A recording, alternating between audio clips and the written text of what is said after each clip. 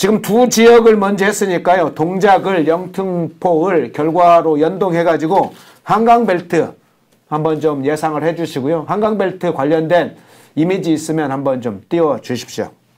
네, 한강벨트가 총 15개 지역인데요. 제가 그거 간단하게 한 10분에 걸쳐서 정리를 해드리겠습니다. 그런데 그 전에 제 의견에 대해서 동의해 주신 분들이 많이 이제 댓글 달아주시고 계시고, 양 XX라는 거에서도 상당히 공감이 간다.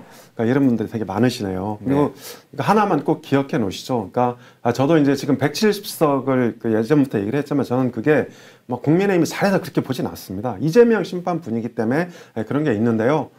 이제 이거 하나는 꼭 기억해 주세요. 그러니까 만약에 이 국민의힘이 170석을 진짜 얻게 되면 이 여론조사 전문가들이 또 다 개나소나 그렇게 얘기합니다. 자기가 다 맞았다. 근데 그렇게 얘기한 사람 지금 저밖에 없거든요. 그래서 우리 시청자들이라도 엄경영 쟤만 170석 얘기했다. 이거 꼭 기억해 주시길 부탁드립니다. 예. 그럼 이제 한강벨트로 넘어가겠습니다. 먼저 지금 핫한 지역 중에 하나인데요. 중구 성동구 갑하고 중구 성동구 을. 그러니까 중구 성동구 갑에는 임종석 전 청와대 문재인 정부 청와대 비서실장이 출마를 하려고 하고 있습니다. 그런데 이게 그 이재명 대표나 민주당 지도부에서는 좀 이제 반대 기류가 있는 것 같고요. 이 국민의힘 후보로는 윤희숙 전 의원, KDI 교수 출신이죠. 이분이 뛰고 있는데요. 중구 성동구가 대체로 윤석열 대통령이 한 5%포인트 이상 이겼고요. 그리고 이제 중구청장은 국민의힘 후보가 됐습니다. 근데 여기에 성동구청장이 약간 좀 특이한 케이스입니다. 이분이 정원호라는 분인데요. 임종석 전 비서실장의 보좌관 출신입니다. 네. 그런데 이 정원호 구청장이 아줌마들한테 선풍적인 인기를 저기 펜앤마이크 후원 계좌 띄워달라고 하네요. 예, 펜앤 후원 계좌를 띄워주시면 많은 중보수층이 동참할 겁니다. 후원 계좌 좀 띄워주세요. 이게 한강벨트 이게 설명드리는 것보다 후원 계좌가 더 중요하거든요. 그래서 제가 지금 펜앤마이크 저 후원 계좌 떴습니다. 좀 도와주실 분들은 화끈하게 좀 도와주십시오. 자, 그래서 정원호 구청장이 아줌마들 끌고 다녀요. 사실 저도 아줌마들한테 약간 인기가 있는데 아무튼 그러면서 이 정원호 구청장이 국민의힘 후보를 15%포인트 이상 이겼어요. 예. 그래서 이제 이것 때문에 이 개딸의 영향력이 좀 잘 안 막히는 거예요. 그래서 임종석 전 비서실장 여기에 나오게 되면, 감사합니다, 신달알님. 여기 나오게 되면 경선에서 승리할 가능성이 있기 때문에 민주당 지도부에서 임종석 전 비서실장을 여기 이제 공천 안 하려고 그러고 있고, 이것 때문에 친명과 친문이 엄청 세게 붙어서 싸우고 있는 그런 상황입니다. 그런데 지난번에 임종석 전 비서실장이 GDP가 오히려 떨어졌다 이렇게 얘기를 해갖고 망신을 당한 적이 있어요. 왜냐하면 지금 작년 GDP가 산출이 안 됐거든요. 그렇죠. 4분기는 특히 산출이 안 돼 있죠. 네, 산출이 안 돼 있어요. 그래서 그거를 이제 윤희숙 전 의원이 세게 한번 박은 적이 있습니다. 왜냐하면 이분은 이제 그쪽 방면의 전문가거든요. 그래서 아무튼 중구 성동갑에는 윤희숙, 임종석 이렇게 이제 붙을 가능성이 있는데 아마도 제 생각에는 임종석 공천을 좀 안 해줄 것 같아요. 그러니까 다른 인물이 내려오지 않을까 이렇게 보고 있고, 어쨌든 무난하게 윤희숙 전 의원이 경선에서 승리한다면 이길 거로 봅니다. 그 다음에 성동구 을도 마찬가지예요. 그러니까 이쪽에는 하태경 의원, 이영 중기부 장관 전, 이혜원 전 의원 이렇게 이제 이런 사람들이 붙어 있고요. 민주당에서는 박성중 의원이라고 뭐 지난번에도 가까스로 이긴 사람입니다. 지난번에 지상욱 후보가 한 4%포인트밖에 안 졌어요. 예. 그래서 저는 이 지상욱 후보는 우리가 다 잘 아는 이 탤런트 누구 있죠? 네. 심은하. 심은하. 이영애 배우를 왜 다른 남자 심은하. 제가 잠깐 착각했습니다. 근데 마음이 이영애로 가셨군요. 네, 마음은 이영애. 지상욱 후보가 조금 적고요. 예. 근데 이분이 이제 불출마 선언을 하면서 하태경, 이영, 이혜원 이렇게 거의 3파전 구도로 붙어 있는데 저는 여기도 무난하게 이길 거로 봅니다. 자, 그 다음에 광진구 갑을로 가시죠. 광진구 갑에는 김병민 전 최고위원이 뛰고 있는데 젊은 친구죠. 지난번에 대선 때는 윤석열 대통령이 한 1.5%포인트 차로 이겼고요. 구청장 선거는 이보다 조금 더 격차가 났습니다. 한 2%포인트 정도. 그래서 저는 여기도 뭐 김병민 전 최고위원 공천이 되든 아니든 전해숙 현역인데 뭐 충분히 이길 수 있다 이렇게 보고 있고요. 광진구 을은 고민정 최고위원이 있는 곳이죠, 민주당에. 네. 그런데 여기 이제 오신환 전 그 서울시 정무부시장 이렇게 출마하고 있는데 지난번에 오세훈 후보가 대략 한 2%포인트 정도로 졌어요. 예. 하지만 이번에는 충분히 승리할 수 있다. 이렇게 생각을 하고요. 그 다음에 이 고민정 의원이 그러니까 친명과 친문을 왔다 갔다 하는 경향이 있습니다. 그래서 고민정 의원이 지역에 가면 이게 결집이 좀 잘 안 되는 경향이 있어요. 그게 개딸들이 그러겠네요. 네, 그렇습니다. 개딸들하고 조금 이제 엇박자도 있고 그래서 저는 광진도 무난하게 국민의힘이 탈환할 것이다 이렇게 봅니다. 네, 광진구까지 얘기를 해주셨고요. 네. 그럼 조금 속도를 좀 빨리 하겠습니다. 네. 그다음 마포로 넘어가겠습니다. 네. 마포 아주 관심 지역이죠. 네, 마포구 을은 지난번에 이제 저희가 여론조사 결과를 내서 공개를 했는데 네. 전 좀 황당했습니다. 그렇게 열심히 이제 설명을 하고 네. 아니 충분히 이길 수 있다 이렇게 봤는데 갑자기 불출마하는 바람에 속으로 좀 씁쓸했습니다. 앞으로 이런 일이 없었으면 좋겠습니다. 근데 이 이야기를 한번 다시 하고 넘어갈게요.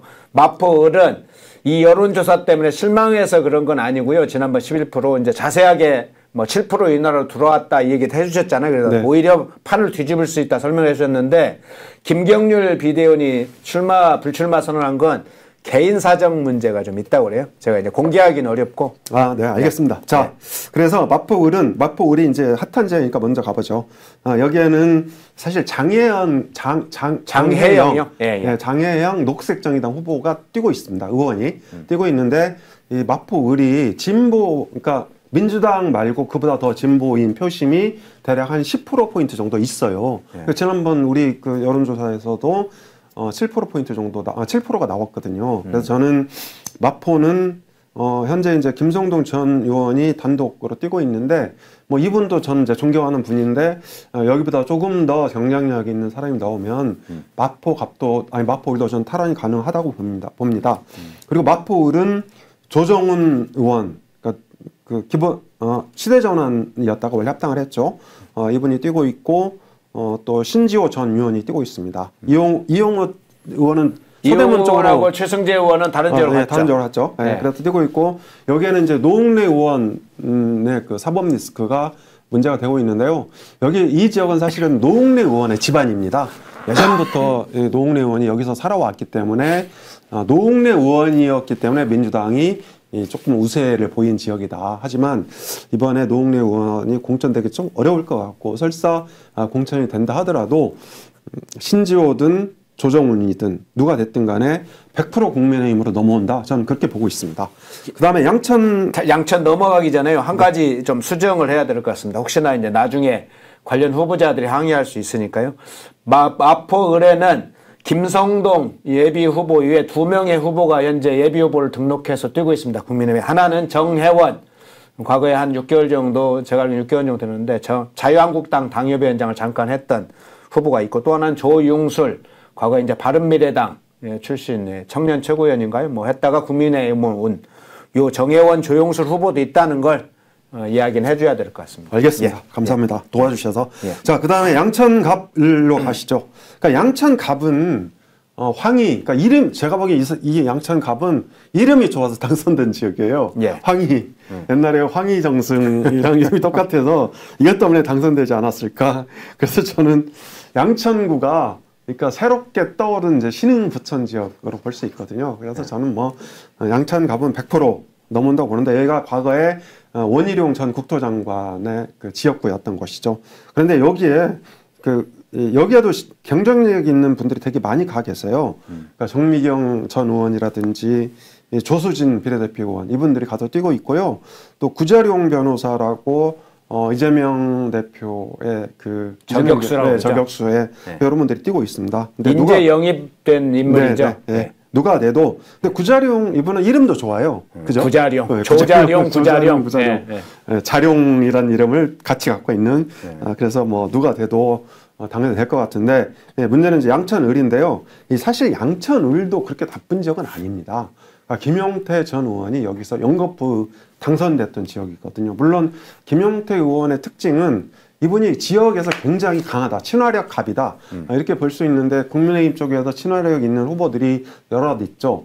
지금 이제 양산을 출마 선언을 한 김태호 의원, 그리고 성남시장으로 이제 활약하고 있는 신상진, 그 다음에 김용태, 또 이번에 그 좌절됐죠. 그러니까 무적격 판정을 받은 김성태 전 의원, 이런 분들이 지역구에서 이제 친화력 갑으로 활약을 하면서 당선된 분들인데, 양천구 을이 그렇습니다. 그래서 양천구 을은 비교적 좀 유명하지 않은 분들, 물론 이제 오경훈 전 의원도 뛰고 있고요, 많이 뛰고 있는데, 저는 이제 이런데 좀 아까 그 박민식 전 보훈장관이라든지 이런 분들이 이런 지역 가서 경쟁을 좀 했으면 좋겠다. 그럼 탈환이 가능하다, 이렇게 봅니다. 자, 우리 이 후원금 계좌. 후원금 계좌 계속 나오네. 오드리님, 이구양님 뭐 계속 나오니까 후원 계좌도 지금 댓글 창에다가 중간중간에 후원금 계좌 좀 올려주세요. 지금 우리 허현준 앵커님께서 월급을 잘 받고 계세요? 저는 이제 월급은 아니죠. 그러니까, 여기 이제 직원은 아니니까요. 직원 아니니까. 그럼 네. 출연료는 잘 받고 계세요? 잘 못 받고 계시죠? 아니요. 잘 받고 있습니다. 우리 전영식 대표께서 얼마나 아껴주시는데요. 예, 형편이 어려우니까 여러분. 자, 부탁드립니다. 자, 그 다음에 양천 했으니까 영등포는 뭐 아까 했죠. 대충 했는데 영등포 값만 잠깐 이렇게 좀 검토하고 넘어가겠습니다. 영등포 갑은요, 민주당 김영주 의원이 현역이고요. 국민의힘에서는 지난번에 문병호 전 의원이 여기서 출마했었어요. 그런데 이 문병호 전 의원은 원래 지역구가 부평이고 지금 이제 개혁신당으로 가서 홍보위원장 맡고 있습니다. 그런데 여기 여당에서 지금 우리 국민의힘 후보로는 뭐 하종대, 신종희, 김명수, 김기남 이런 분들이 뛰고 있는데요. 전 영등포 갑도 거의 100% 그러니까 이 탈환이 가능하다고 보거든요. 그래서 이 국민의힘 쪽에서는 영등포 갑도 좀 경쟁력 있는 인물들을 재조정했으면 좋겠다, 이렇게 생각을 하는데, 허현준 형님이 미남이랍니다. 제가 보기엔 별로 아닌 것 같은데. 아니, 제가 형님인지는 확인이 안 되고요. 중간에 이구양 선생님께서 50만 원 후원했다고 올려주셨고요. 장병룡 선생님도 후원을 해주셨어요. 고맙습니다. 네. 그다음에 너무 후원 많이 하시면 제가 부담스러우니까 이제 그만하시죠. 자, 네. 동작갑으로 넘어가겠습니다. 동작갑은 민주당의 김병기 의원이라는 분이 계세요. 근데 이분이 굉장히 그 지역구 활동을 열심히 합니다. 그런데 저는 이제 이 선거 속담에 이런 말이 있거든요.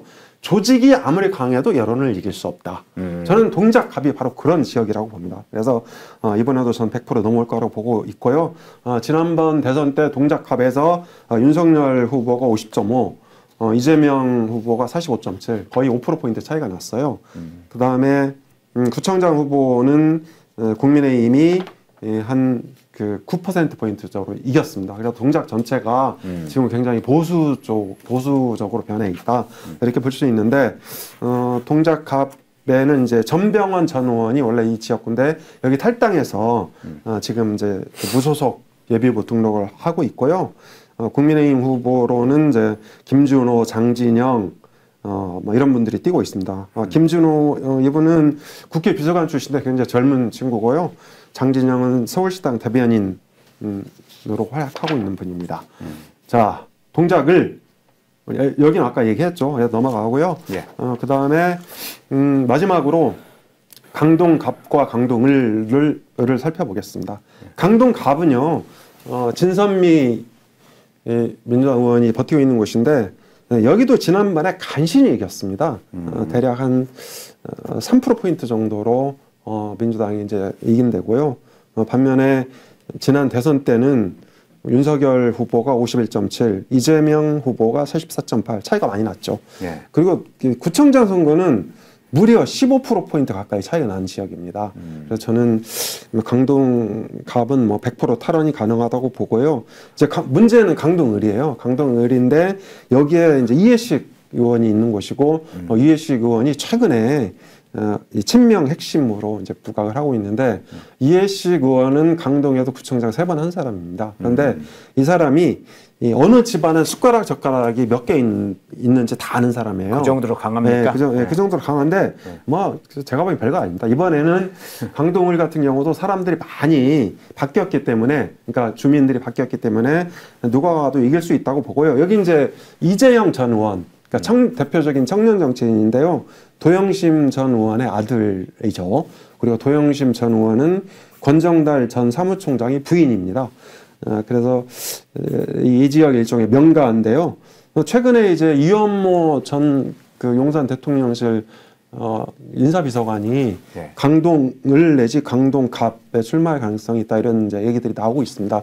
왜냐하면 강남을에서 뛰고 있는데 사실 강남을은 국민의힘의 정체성과 미래와 비전을 보여줘야 되는 곳이거든요. 그래서 저는 테마가 있는, 스토리가 있는 이런 공천을 해야 된다고 봅니다. 그러니까 뭐 이현모 전 비서관도 훌륭한 사람이고 또 박진 전 외교장관도 괜찮은 분이지만 뭐 이런 분들을 우리가 국민의힘의 미래, 비전, 또 정체성이라고 보기 좀 어렵지 않습니까? 그래서 저는 강남을을, 강남이나 송파, 뭐 서초 이런 데는 정말 국민의힘의 정체성, 국민의힘의 전략이 뭐냐 이런 걸 담아내고, 이현모 전 비서관 같은 분은 강동을에 가서 이해식을 꺾어버리면 됩니다. 그러면 중량감 있는 정치인으로 성장을 하게 되는 거죠. 우린 또 이 국민의힘이 그게 장점이거든요. 자, 이렇게 해서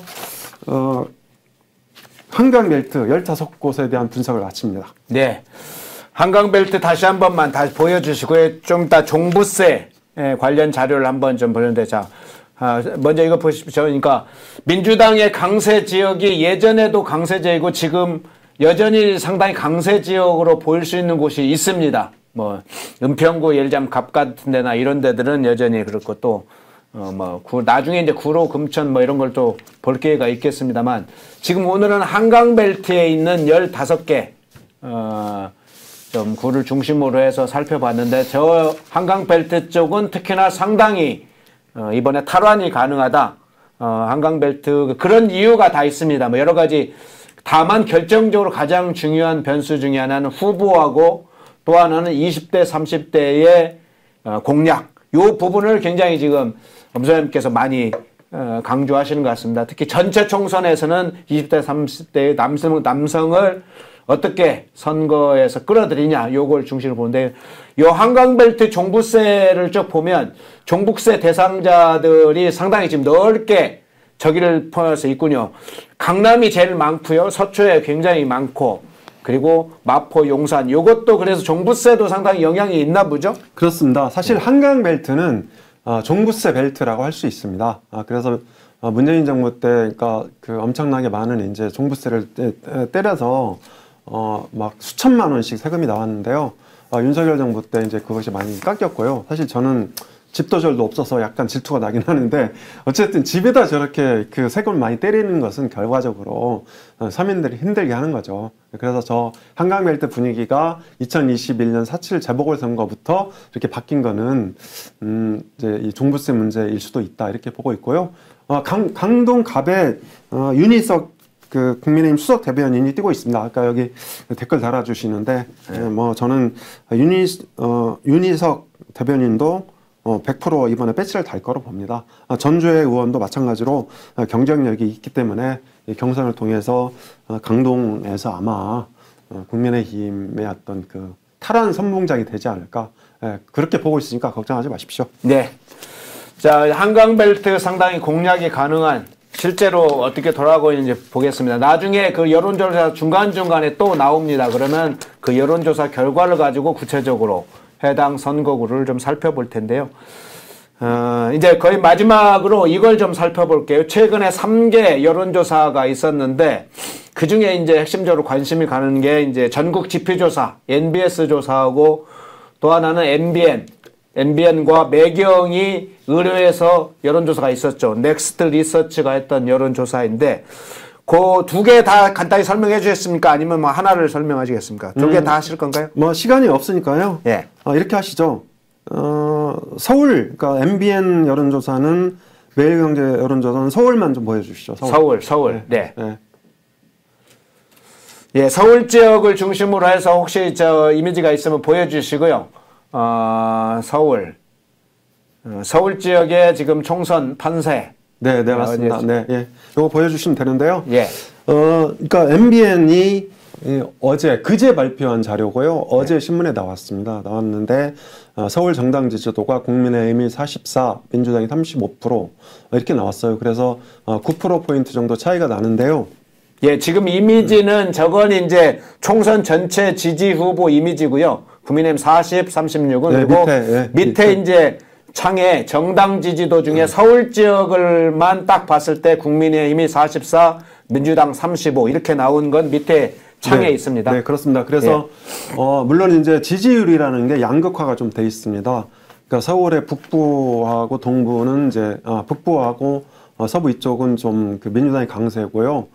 이제 한강벨트를 중심으로 한 서울의 동남부는 국민의힘 강세다 이렇게 볼 수 있는데 아까 말씀드린 대로 한강벨트가 15곳이고 또 종로까지 합치면 이제 이게 16개가 됩니다. 그 다음에 강남 3구가 8개거든요. 그래서 여기가 이제 24곳입니다. 딱 절반인데요. 이 한강벨트를 이겼던 정당이 과거에도 서울에서 다 승리했습니다. 그러니까 지난 2008년에는 국민의힘이 한강벨트를 석권하면서 서울에서 다수 의석을 차지했고요. 민주당은 2020년에 한강벨트를 석권하면서 용산 빼고 석권하면서 이제 그 승리를 했거든요. 그런데 이번에는 이제 제가 아까 분석해 드린 대로 강남 3구, 한강벨트 이렇게 해서 저는 22개에서 23개 정도 한두 곳 빼고 다 이긴다 이렇게 봅니다. 그리고 이제 다른 지역도 예를 들어서 뭐 강서라든지 금천이라든지 또 노원이라든지 이런 데도 후보 구도나 정당 구도 이런 상황에 따라서 국민의힘이 승리하는 후보가 나올 거로 보거든요. 그래서 전체 49석 중에 지금의 지지율대로라면 저는 과반은 무난하다 이렇게 봅니다. 네, MBN 여론조사 결과 서울이 상당히 주목되네요. 국민의힘 44, 민주당 35. 서울 지역의 여론이 국민의힘 쪽으로 기울어가는, 왜 기울어갔는지의 분석은 중간중간에 계속 해주고 있습니다. 지난번에도 했고요. 국민의힘 44, 민주당 35. 그런데 다른 조사, 이게 서울 지역 말고요. 다른 조사, NBS 조사도 한번 좀 살펴보겠습니다. MBS 조사도 좀 핵심적인 것 중심으로 설명을 해주시죠. 일단 뭐 정당 지지도부터 보시죠. 사실 이제 정당 지지도는요, 저게 선거가 임박하면서 사람들의 속마음을 드러내는 성격이 있습니다. 그러니까 처음에는 이 정당 지지도는 조사 당시에 정치 사회 분위기에 따라서 왔다 갔다 합니다.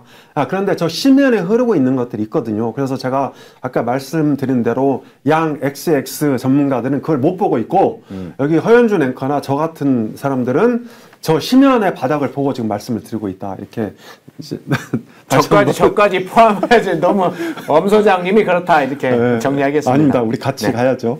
같이. 그래서 말씀드리는데요. 그러니까 이 그래프를 보시면, 그러니까 정당 지지도를 보실 때는 그래프로 보시는 게 좋아요. 왜냐하면 한 번의 여론조사는 왔다 갔다 할 수 있거든요. 그리고 이제 MBS 조사가 격주로 발표되기 때문에 저렇습니다. 그래서 최근에 보시면 이게 그 여론이 얼마나 출렁이냐면 10월 2주, 그러니까 그 강서 재보궐선거 때 이 국민의힘이 졌잖아요. 민주당이 크게 이기니까 그게 후 반영되는 거예요. 그래서 11월, 12월까지도 굉장히 안 좋아진 거죠. 그리고 이제 12월 달에는 김건희 여사 명품 가방, 아까 파우치라고 말씀하시던데 뭐 파우치나 가방이나 그거죠. 어쨌든 그것 때문에 이제 여론이 조금 안 좋게 나타나는 것이고요. 이런 것이 이제 여론이 한풀 꺾이고, 그리고 선거가 2달 앞으로 다가오니까 국민들은 어쩔 수 없이 정당 지지도를 밝히고 있는 거죠.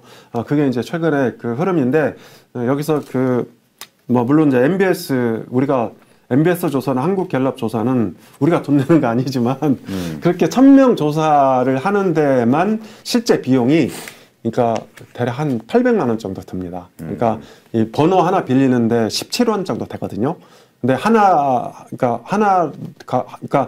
이 번호를 어떻게 빌려야 되냐면 30배를 빌려야 됩니다. 예를 들어서 1000명 조사하죠.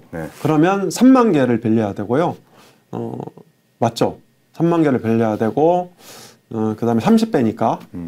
그다음에 이거를 하루 동안 빌려서는 안 됩니다. 보통 3일 정도 조사하거든요. 2일, 3일.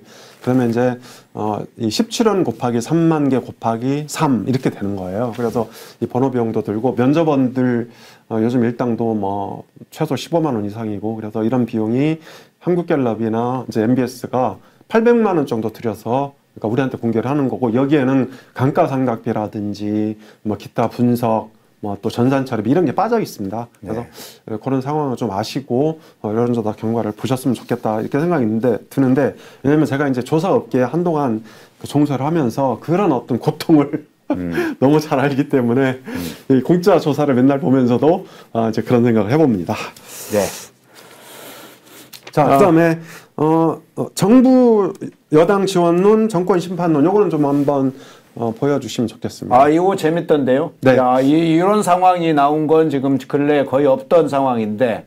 예. 그렇습니다. 이게 굉장히 중요한 수치입니다. 왜냐하면 실제로 이게 그러니까 지지율, 실제 지지율과 비슷합니다. 그래서 이게 이제 그 선거가 임박하면서 이 정부 지원론이 늘어나고 있는데요.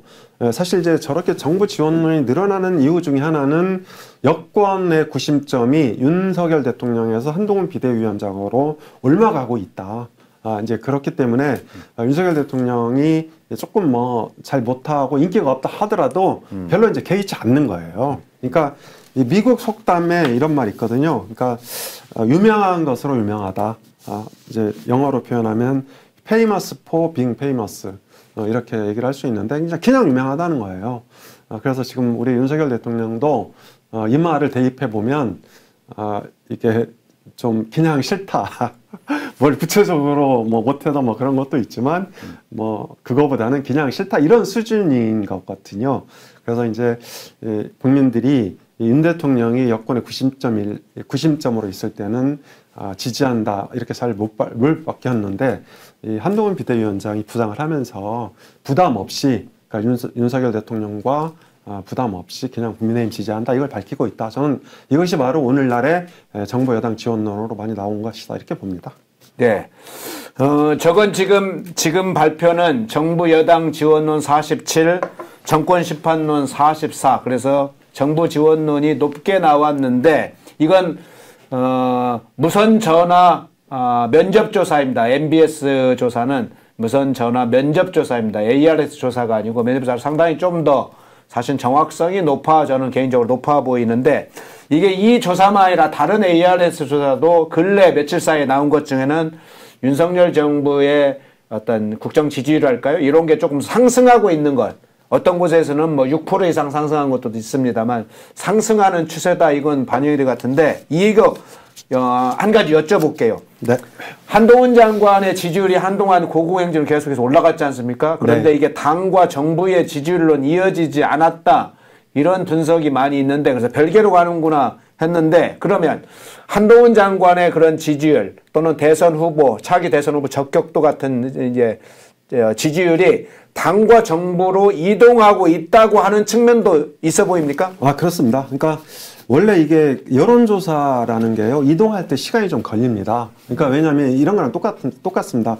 왜 우리가 남자친구, 여자친구 헤어지면 바로 그 다음날 새로운 남자친구, 여자친구 못 만나잖아요. 예. 그러니까 실현의 시간을 이제 좀 가지면서 술도 마시고 또 고통도 좀 느끼고 이렇게 해야 그렇죠. 새로운 남자친구, 여자친구를 만날 수 있거든요. 그러니까 똑같습니다. 그러니까 민주당에서 바로 국민의힘으로 못 넘어옵니다. 그러니까 민주당을 떠나서 제3신당이라든지 무당층 이런 데 있다가 그 다음에 이제 국민의힘으로 넘어오는 거고요. 네. 마찬가지로 한동훈 비대위원장에 대한 지지, 그러니까 여기에도 있다가 국민의힘이나 정부로 넘어오는데 시간이 좀 걸립니다. 그러니까 이제 뭔가 좀 그 실현의 시간, 고민의 시간, 성찰의 시간 이런 게 필요한 거고 지지를 바꾼다는 거는 이 대의 명분이 있어야 되는 거거든요. 네. 그래서 그 대의 명분이 생길 때까지 시간이 좀 필요하다.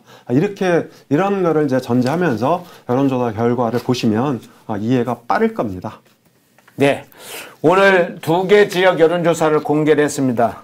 동작을, 영등포을 그리고 최근에 있었던 여론조사 MBN 여론조사, NBS 전국 지표조사라고 불리죠. NBS 여론조사의 추세가 전체적으로 어떻게 가고 있고 각 선거구에서는 구체적으로 어떻게 후보 지지율이 나타나고 있는지를 분석했는데요. 다음 주 여론조사 한번 예정되는 거 한번 이야기를 해주시죠. 네, 다음 주에도 대한민국에서 가장 핫한 지역구, 아까도 조금 말씀드렸는데요. 서울 중구 성동구 갑 윤희숙 대 임종석, 이거 여론조사 할 건데요. 물론 이제 임종석 전 비서실장은 약간의 이 변화 가능성이 있습니다. 그러니까 민주당에서 공천 안 주려고 하는데요. 제 생각에는 민주당에서 공천 안 주기 어려울 겁니다. 임종석을 빼내면 친명 대 비명, 친명 대 친문의 전면전이 일어날 수도 있거든요. 그래서 저는 울며 겨자를 먹기로 임종석을 공천할 수밖에 없다. 물론 이제 경선에 포함시키는 거죠. 그렇게 보고 있고요. 임종석이 올라온다면 이 윤희숙 전 의원한테는 게임이 안 된다. 우리가 이 GDP 논쟁처럼 한 방에 맛이 갈 수도 있다. 그렇게 보고 있습니다. 아무튼 다음에 이 윤희숙 대 임종석과 함께 그 서울의 인접 지역을 같이 분석해서 또 재밌게 말씀드리겠습니다. 네, 민주당한테 부탁을 하나 해야 되겠네요. 뭐 이렇게 부탁할 일이 생기는 건 또 초유의 일입니다. 제가 왜 부탁을 해야 되느냐? 여론조사 기간에 다음 주 금요일 날 결과를 발표하는데 그 안에 임종석 컷오프 한다든가 그런 일은 없기 바랍니다. 조금 지난 컷오프를 하더라도 좀 여론조사 보고 나서, 그러니까 패낸 여론조사 결과가 이렇게 됐으니 임종석이 출마하는 것이 문제가 있다. 이렇게 컷오프를 근거를 가지고 하시길 바라면서 여론조사는 원만하게 진행되도록 그 결과를 보고 민주당이 참고하도록 뭐 부탁할 일은 아니지만 부탁 아닌 부탁을 하겠습니다. 그래서 다음 주까지는 임종석의 정치 생명 그냥 좀 유지되기를 바라고 그 다음 주에는 알아서 하시고요. 다음 주가 여론조사 기간까지는 하시기 바랍니다. 오늘 1시간에 걸쳐 진행이 됐네요. 마포울이 아니죠. 동작을, 영등포을 그리고 주요 여론조사 결과 자세히 분석을 해주셨습니다. 엄경영 시대정신연구소 소장님, 오늘 분석 고맙습니다. 네, 이구영님 감사드립니다. 예, 다음 주에 그러면 또 뵙겠습니다. 수많은 총선 여론조사 얼마나 신뢰하나요? 김어준의 여론조사 꽃에 맞설 여론조사의 필요성을 느끼신 적은 없나요? 진짜 여론조사가 여러분을 찾아갑니다. 새로운 여론조사 세론조사 1차 대상은 수도권 격전지 10개 지역. 기간은 1월 25일부터 총선 전까지. 이 조사는 펜앤드마이크 굿소사이어티 조사연구소, 아레날, 여론조사 공정, 엄경영 시대 정신연구소가 함께합니다. 여론조사 리포트 구독 캠페인. 보다 많은 지역, 보다 많은 자료는 총선 전략 수립에 큰 도움이 됩니다. 여론조사 리포트 구독으로 응원해주세요. 여러분의 관심과 성원이 올바른 여론 형성의 소중한 밑거름이 됩니다.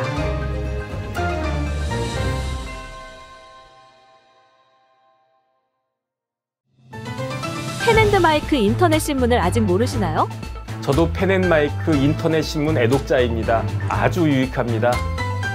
저는 방송 준비할 때 제일 먼저 펜앤 인터넷 신문을 찾아봅니다.